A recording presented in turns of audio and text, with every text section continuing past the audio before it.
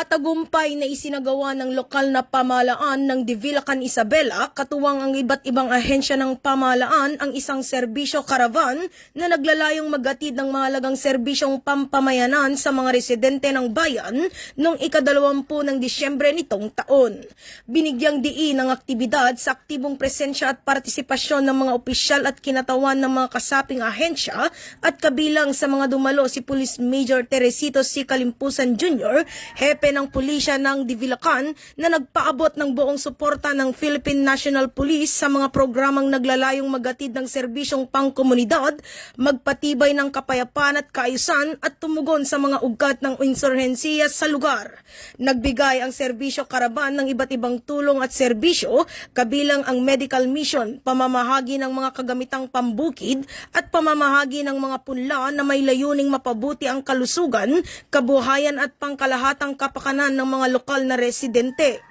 Ang inisyatibong ito ay sumasalamin sa pinag-isang pagsisikap ng pamahalaan at mga katuwang na ahensya sa pagsusulong ng pammatagalang kaunlaran, pagtataguyod ng mabuting pamamahala at pagtiyak sa kapakanan ng komunidad. Sa pamamagitan ng patuloy na pagtutulungan ng lahat ng stakeholder, layunin ng programa na bigyan kapangyarihan ang mga barangay, palakasin ang partisipasyon ng komunidad at isulong ang bisyon ng isang ligtas, maunlad at mapayapang Divilacan, Isabela na malaya sa insurhensiya. Mula dito sa lalawigan ng Isabela, ako ang inyong Police News Network Correspondent, Patrolwoman Jerilyn Colico, alagad ng batas, tagataguyod ng balitang pulis.